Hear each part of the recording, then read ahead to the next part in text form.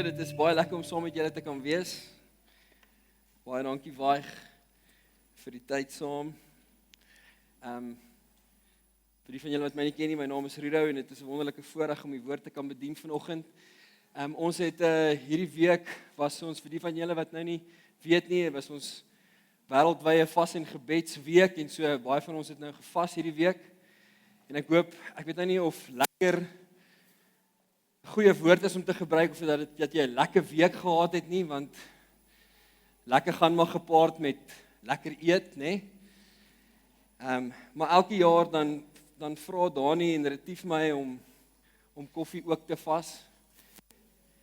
En elke jaar dan sê ek vir hulle, maar ek kan dit doen. Dis nie dat ek dit nie kan doen nie. Hulle wil my nie glo nie, dis net dat ek dit nie wil doen nie. So ek vas, net nie koffie nie. Want ek glo dit is van die Here af, uit sy hand uit vir ons. Dis net gefilterde water, dieselfde ding. Nee, 1 jaar, volgende jaar coach, volgende jaar. Alright. Goed julle, dis lekker om saam met julle te kan wees en ons sluit vandag ons preekreeks God se missie af, wat ons oor die laaste paar weke gepreek het. Daan het met ons 'n woord gedeel laasweek, wat nou nie deel was van die reeks nie, en julle is baie welkom om te gaan luister, sommer uit sy sabbatical tyd, 'n woord hy gevoel het vir ons as 'n gemeente. Dit is op die podcast, op die website, julle kan dit gaan luister, maar ons sluit vandag ons prayer and fast eintlik reeks af, 'n reeks wat ons reg oor die wêreld preek, wat gaan oor God se missie. God se missie. God se missie is geanker in die openbaring van die Vader se liefde vir die wêreld. Ons het daaroor gepreek. God se liefde vir die wêreld. Die seun se offer, dit wat Jesus vir ons kom doen het hier op aarde, dit is die essens van God se missie. Die Gees se bemagtiging, hoe die Gees gekom het en by Pinkster ons kom bemagtig het om effektief te wees en as kerk ons bemagtig het om dan nou in die wêreld te kan gaan en die goeie nuus te kan deel. En so dit is wat ons vanoggend na gaan kyk, is die kerk se sending. Ons gaan kyk na die kerk se sending, 'n goddelike oortuiging dat God se missie steeds aangaan vandag. Daar's 'n rede hoekom ons hier is vandag en God se missie nie geëindig het met die apostels nie, reg? As God se missie geëindig het met die apostels, dan sou ons dalk nie eers hier gewees het saam vandag nie. Maar God se missie is steeds aan die beweeg, dit is steeds lewendig en daarom kan ons vandag saam hier wees en luister na God se woord. En so ons missie begin by die woorde van Jesus Christus self. Dis waar ons missie as kerk begin, toe hy gesê het, gaan dan heen, maak disippels van al die nasies en doop hulle in die naam van die Vader en die Seun en die Heilige Gees en leer hulle om alles te onderhou wat ek julle beveel het. Leer hulle, so hy sê, gaan dan, maak disippels, doop hulle en leer hulle. In Matteus 28 vers 19. Ons missie is nogal duidelik, stem julle saam. Jesus was nie onduidelik geweest toe hy hierdie missie gegee het nie. Dit is nogal duidelik. En dit is ons missie. Dit is ons sending, dit is ons opdrag as gelowiges. Dit is nie 'n Every Nation missie nie. Net mense in Every Nation, dit is vir hulle. Of 'n missie vir sekere denominasies nie. Nee, dit is 'n missie vir Christene, vir volgelinge van Jesus. Dit is wie se missie hierdie is. Jesus het hierdie opdrag vir sy disippels gegee. En as ons onsself beskou as disippels van Jesus, vriende, ek en jy vanoggend, dan is dit ook ons opdrag. Dis ons sending, dis ons missie in die wêreld. Gaan dan. Gaan uit die gebou uit waar jy sit op 'n Sondag. Gaan in die wêreld in, maak disippels. Doop hulle. Dit is wonderlik om te sien hoe mense gedoop word hier buite, né? Doop hulle. En dan leer hulle. Leer hulle wat? Leer hulle van my. Leer hulle hoe om lief te hê. Leer hulle hoe om oor die weg te kom met mekaar. Leer hulle hoe om dit wat jy weet ook vir ander te kan gee. Leer hulle. Leer hulle die woord van God. Leer hulle. Leer jou kinders. Leer jou kleinkinders. Leer jou vriende. Leer by mekaar. Leer hulle. Dit is ons missie as kerk, dis die sending van die kerk. En so om te kan sien hoe dit prakties lyk, hoe dit gelyk het, hoe dit uitgespeel het in die woord van God, gaan ons vanoggend na hierdie ongelooflike storie in Handelinge 5 kyk. So julle is welkom om julle Bybels oop te maak. En ons gaan lekker vanoggend saam deur Handelinge 5 gaan. Dit is 'n wonderlike storie en ons humor in hier en daar. Maar voordat ons Handelinge 5 lees, moet ons net so klein bietjie teruggaan. Ons moet so klein bietjie teruggaan, want in Handelinge 4 het iets gebeur vir die eerste keer. Goed. Die apostels is vir die eerste keer gearresteer omdat hulle in die naam van Jesus gepreek het. Wat het gebeur? Jesus is nou weg, hulle is bemagtig met die Heilige Gees, Pinkster het gebeur, en hier loop hulle nou, en hulle is nou bemagtig, en daar sit 'n verlamde man, en hy sê, kan julle my help? Ek kort geld. En Petrus sê, wel, silwer en goud het ek nie, maar wat ek het, gee ek vir jou, en daar, hy bid vir hom, en hy's genees, en hy kan loop, né? En Petrus kry die geleentheid om te kan preek voor 'n klomp mense, en hy begin te preek, en hy deel, en daar kom 'n lot mense tot bekering. Maar die skrifgeleerdes en die fariseërs hou nie daarvan nie. En so hulle arresteer hulle toe, vir die eerste keer in Handelinge 4. En hulle word streng beveel om nie meer in die naam, luister mooi, in die naam van Jesus te praat nie. In die naam van Jesus te leer nie. Maar kom ons gaan gou terug na die opdrag toe. Wat het Jesus gesê? Leer hulle. Leer hulle van my. Leer hulle wat ek vir julle geleer het. Dis wat hulle gedoen het. Hulle het hulle geleer, hulle was besig met die missie. En hierdie mense sê, julle mag nie meer in die naam van Jesus praat of leer nie. Petrus se antwoord was eenvoudig. Ons moet aan God meer gehoorsaam wees as aan mense. Nogal eenvoudig, né? En toe kom ons by Handelinge 5 en tekens begin gebeur en wonderwerke begin gebeur en ons sien die missie brei uit. Dit word groter, meer mense kom tot bekering en die apostels hou aan om wat te doen? Om die mense te leer. Hulle hou aan met die missie. Al is hulle beveel om dit nie te doen nie. Hou hulle aan met die missie. Hulle preek van Jesus en hulle leer die mense van Jesus in die tempel. In die tempel. En so die godsdienstige leiers raak toe weer kwaad. Hoekom? Luister mooi, nie omdat hulle Christene was nie. Nie omdat hulle net volgelinge van Jesus was nie. Maar omdat hulle suksesvol was in die missie. Hulle kon Christene wees en in hulle huise gesit het en niks sou gebeur het nie. Maar hulle was besig met die missie en dit het 'n invloed gehad op hulle geloofsoortuigings. Dit was teenstrydig en daarom het hulle weer gearresteer. Vir die tweede keer. En dis waar ons nou optel van vers 17 af. En dit sê dit so mooi, dit sê dit duidelik. Die hoofpriester en sy ondersteuners, die Sadduseërs, word toe jaloers. Hulle word jaloers. Want iets is besig om hier te gebeur. Iets is besig om te werk, né? En besluit om iets aan die saak te doen. Hulle het die apostels gearresteer vir die tweede keer en in die publieke tronk gestop. Maar 'n engel van die Here, kom ons hou net gevas daar. Hou julle ook al van as 'n engel opdaag? Eers ek love dit as 'n engel opdaag in die Bybel, want iets gaan gebeur. Laasweek in Dani se preek het daar ook 'n engel opgedaag en hy het die oorlog gestop in die nag. 185,000 mans. Ja, is nogal cool as 'n engel opdaag. Okay, so kom ons, dis net besides the point. Okay, maar 'n engel van die Here het in die nag die tronkdeure oopgemaak. Kom 'n engel en hy maak die tronkdeure oop.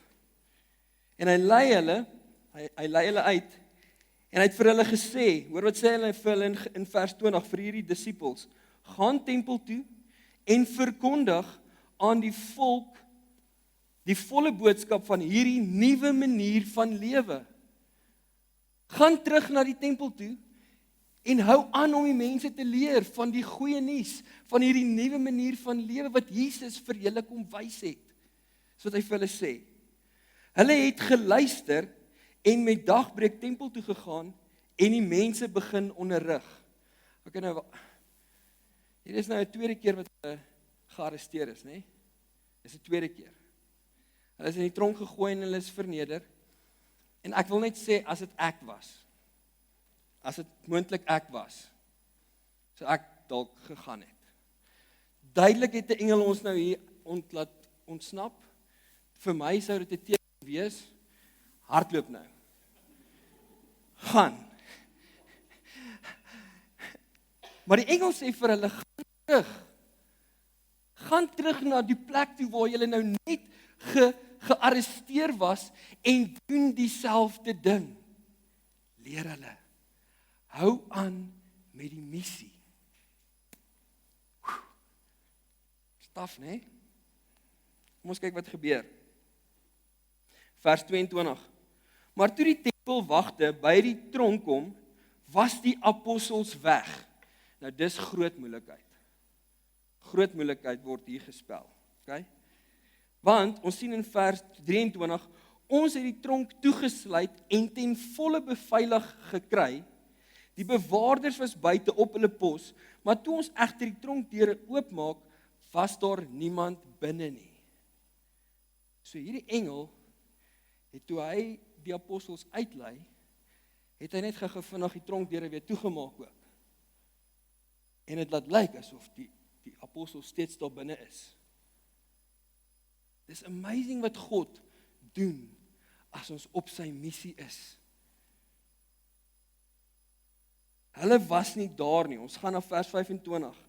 Net toe kom daar iemand en sê vir hulle, weet julle, die mans vir wie julle in die tronk gesit het, staan in die tempel en onderrig die mense. Hulle het nie gehardloop nie, hulle het nie ontsnap en weggegaan nie, hulle het nie na die kerk toe teruggegaan waar hulle besig is om te bid vir hulle nie, hulle het gegaan waar die engel vir hulle gesê het om te gaan. Gaan terug na die tempel toe en gaan leer hulle. Gaan doop hulle, gaan onderrig hulle, gaan aan met die missie. Vers 26, die bevelvoerder het toe saam met die tempelwagte die apostels gaan arresteer. So nou is ons op 'n derde keer. Derde arrestasie in 2 hoofstukke. Vers 27, hulle het hulle voor die raad gebring en die hoofpriester het hulle begin ondervra. Nou luister mooi na vers 28. Dit kan nogal intimiderend wees. Maar onthou nou, hulle is gevul met die Heilige Gees. Hierdie raad sê, hierdie hoofpriester sê vir hulle, het ons julle nie belet om ooit weer, en my sê nooit ooit nie. Okay? Hy sê nooit ooit nie. Want hier het hy dit vir hulle gesê, maar hulle het anders gevoel. Hy sê vir hulle, het ons julle nie belet om ooit weer die mense in hierdie man se naam te onderrig nie. En nou lê die hele Jerusalem vol van julle leer oor Jesus. Dink gou daaroor. Ons het julle belet om dit te doen. Nou kyk ons na Jerusalem en hierdie lering wat julle gee, hierdie missie, hierdie sending is vol in Jerusalem. Julle het dit gevul met Jerusalem. Dis eintlik 'n bemoediging, né? Julle het die evangelie van Jesus Christus gevul in Jerusalem.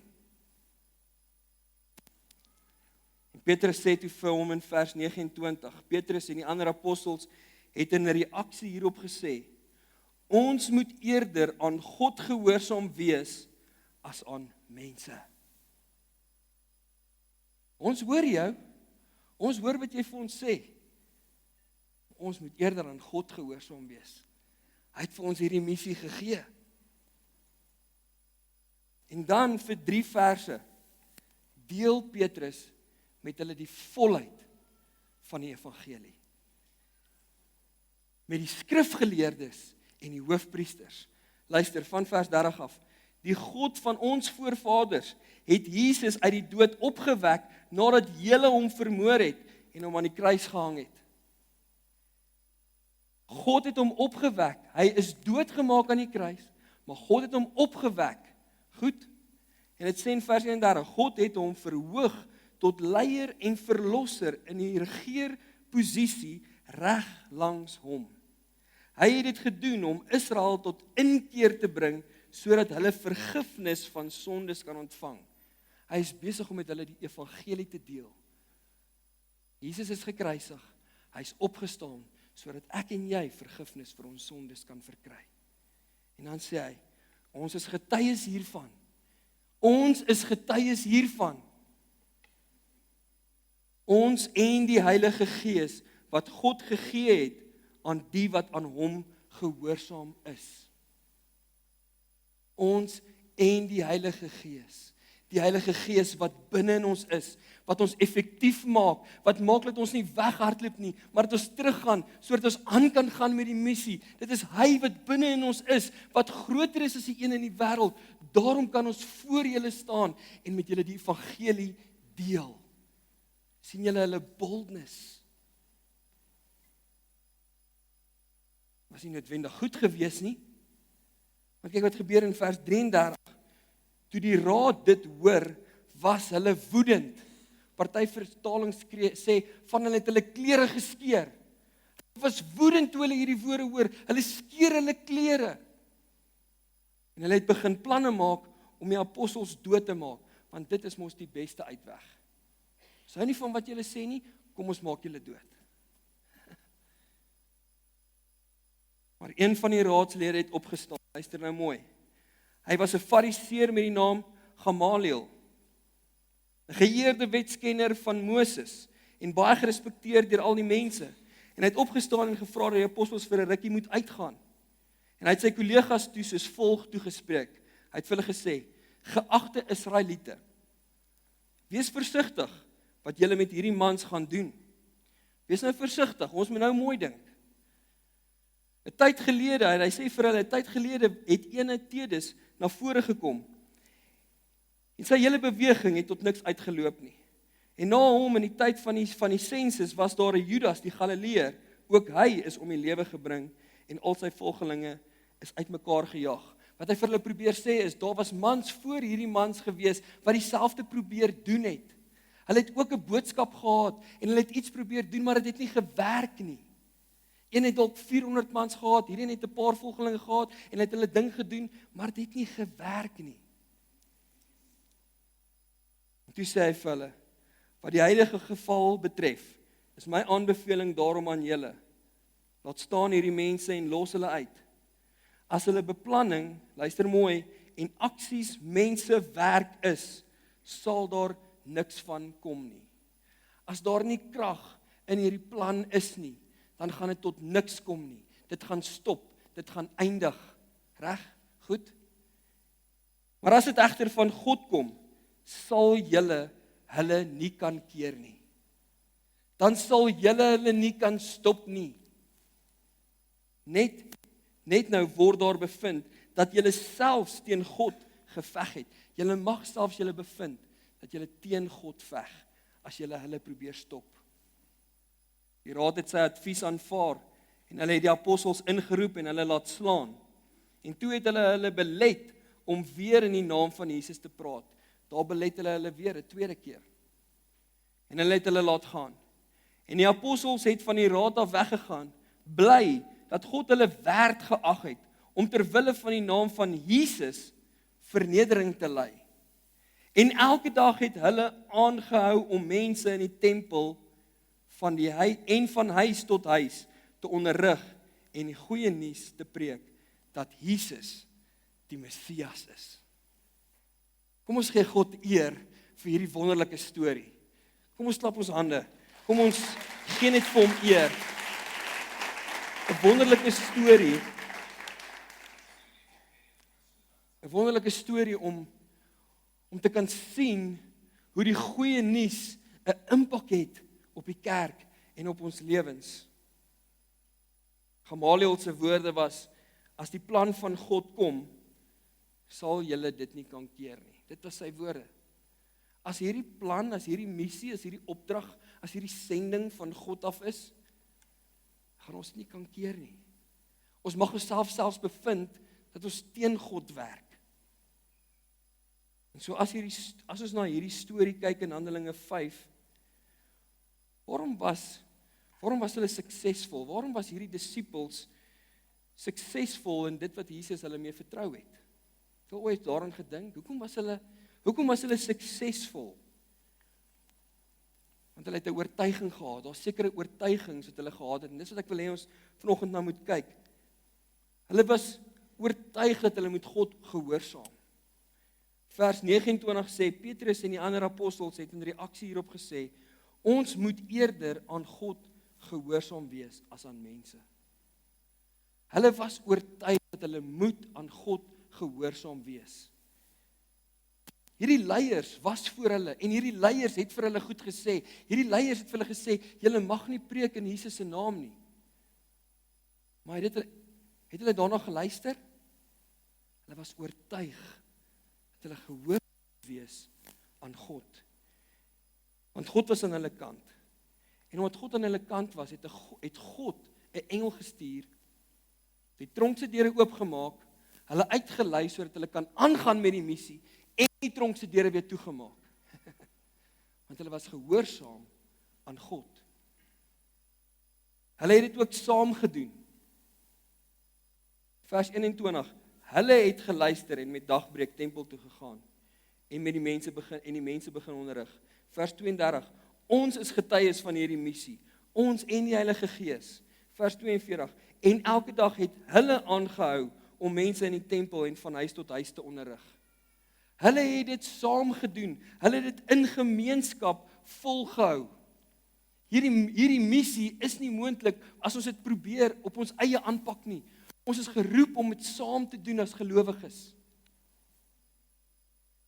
En hulle het absoluut geglo dat hierdie missie, dat hierdie opdrag die wêreld sal verander. Hulle het absoluut geglo dat hierdie opdrag die wêreld sal verander. Vers 38 sê, as hierdie plan en aksies mense werk is, sal daar niks van kom nie. Maar as dit egter van God afkom, sal ons hulle nie kan keer nie. Hulle het geglo dat toe Jesus hulle geroep het om disippels te maak, dat dit die enigste plan was, vriende. Daar was nie 'n plan B nie, daar was nie 'n ander plan nie. Daar was nie, kom ons gaan deur die argiewe van Jesus en kyk of daar nog 'n plan is nie. Dit was die plan en hulle het geglo dat hierdie plan sal die wêreld verander. Wel 2000 jaar later,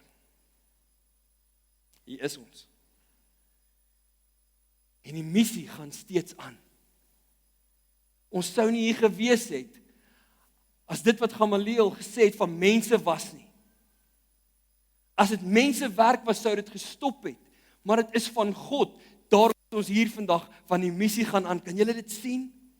Is julle opgewonde daaroor? Dit is God se missie. En so daarom het ons 'n verstaan nodig van dieselfde 3 oortuigings as wat die apostels gehad het. Ons het nodig om dieselfde 3 oortuigings te kan hê. Eerstens, ons missie is 'n missie van God. So kom ons gehoorsaam dit. God het dit vir ons gegee. Kom ek en jy gehoorsaam die missie wat God vir ons gegee het. Die vraag is, wil jy hê jou lewe moet God behaag? Wil jy hê dat jou lewe moet God eer? Dit is op ons missie statement, op ons mission statement sê, we exist to honor God. Ons wil hê ons lewens moet God eer. Het gaan oor die manier wat ons doen, hoe ons besluite maak, hoe ons God vertrou. En wanneer ons hom eer, dan sal ons hom gehoorsaam.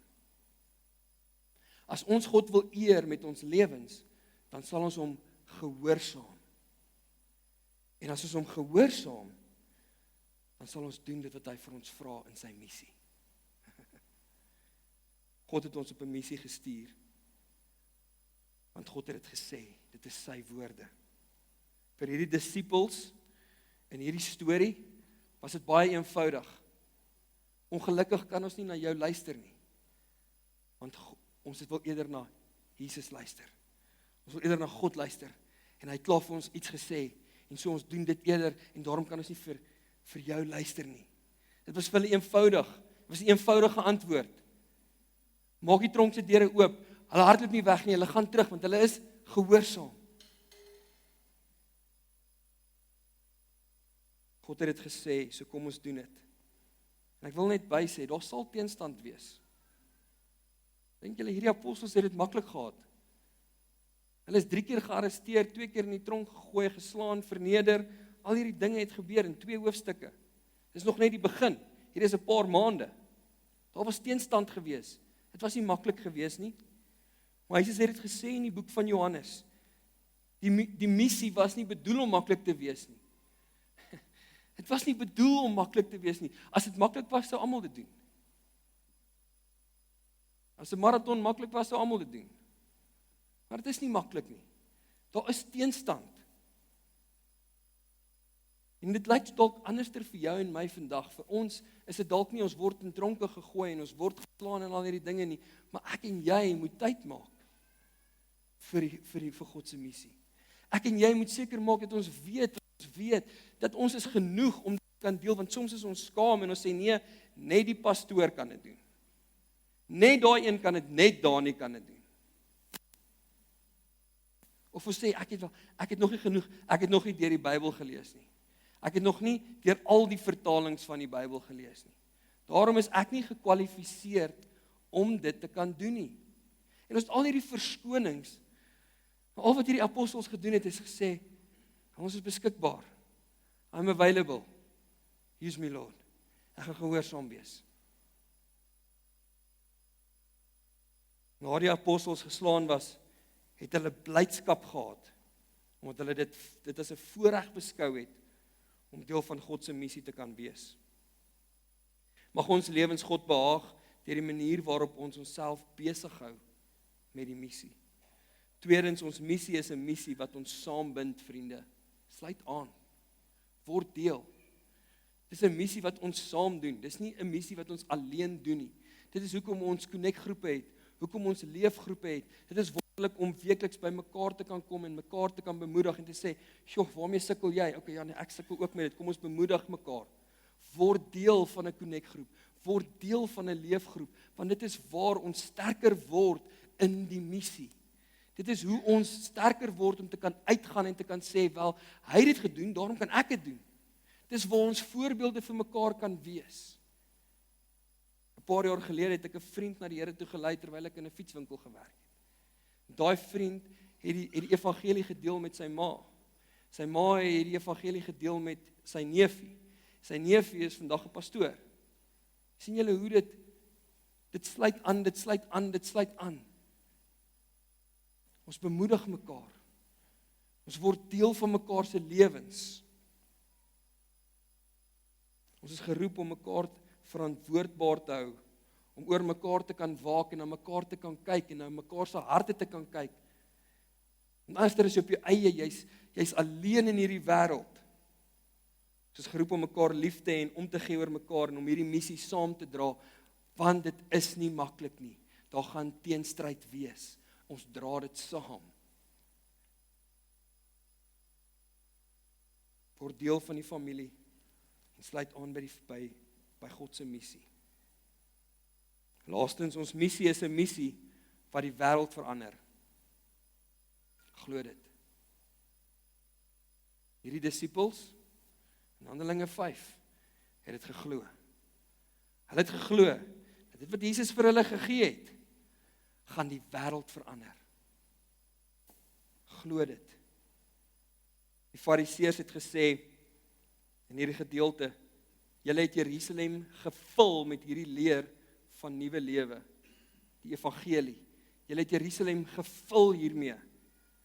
En dis in 'n baie kort tyd, vriende. Ons praat hier nie van jare nie. Ons praat van 'n paar maande nadat Jesus dood is, aan die kruis gehang het, opgestaan het, weg is, Pinkster, hulle is gevul met die Heilige Gees, en hulle het hierdie verlamde man doodgemaak, en toe begin al hierdie, dit is dalk 'n paar maande, dis nie jare nie, die tydstip is kort, en hulle word gesê dat julle het Jerusalem gevul met hierdie nuwe lering, Julle het elke huis, elke winkel, elke tempel, elke straat, elke hoek gevul. Die vraag is, wat het hulle gedryf? Hoekom het hulle dit gedoen? Hoekom het hulle Jerusalem gevul met hierdie missie? As gevolg van dit wat ons die laaste 4 weke oor praat. Die Missio Dei. Die Missio Dei. God se liefde vir die wêreld. Dit is waardig om die gemeenskap te verkondig van God se liefde. Johannes 3 vers 16. Want so lief het God die wêreld gehad, dat hy sy seun gestuur het, en hier kom die seun, en hy offer sy lewe op. En dis deel van die Missio Dei. Jesus wat sy lewe gee. En toe Jesus teruggaan, word ons bemagtig met die Heilige Gees. Dit is deel van die Missio Dei. En omdat ons bemagtig is met die Heilige Gees, kan ons uitgaan en die sending wees van Jesus Christus. En hulle het absoluut geglo dat dit die wêreld sal verander. Hulle het dit gedoen omdat Jesus sy lewe gegee het, God die wêreld lief gehad het en die Heilige Gees hulle bemagtig het. Hoeveel kerke is daar in Tshwane vandag wat kerke hou? Dit is 'n nommer 100, 200, 300. Wat sal dit vat om Tshwane te vul met die evangelie? Dink julle Tshwane is al gevul met die evangelie van Jesus Christus? Soos wat hierdie apostels beskuldig was op hierdie dag, julle het Jerusalem gevul. Dink julle Tshwane is al gevul met die evangelie? Dink julle Afrika is al gevul? Elke kontinent, die wêreld is al gevul? Wat sal dit vat om die wêreld te vul met die goeie nuus van Jesus Christus? Dit gaan vat 'n missie wat ons weet en vertrou sal die wêreld verander. Wat ons absoluut glo binne in ons, hierdie missie sal die wêreld verander. Kom ons vul Tshwane met dit. Kom ons vul Suid-Afrika met dit. Kom ons vul Afrika met dit. Kom ons vul die wêreld met dit. En waar begin dit? By ek en jy. Waar ons is in ons gemeenskap. Gaan. Maak disippels. Doop hulle en leer hulle. Leer hulle. Leer hulle van my liefde. Leer hulle van my grootheid. Moenie dat weggaan van jou, dat hulle nie weet nie. Leer hulle. En as hierdie plan van God is, dan sal niemand dit kan stop nie, vriende. Of jy deel is en of jy nie deel is nie. Niemand gaan dit kan stop nie. Die missie gaan steeds aan. Ons prys die Here daarvoor, dat die missie steeds aangaan. So kom ons wees dit gehoorsaam. Kom ons sluit aan. Kom ons glo dit. Amen.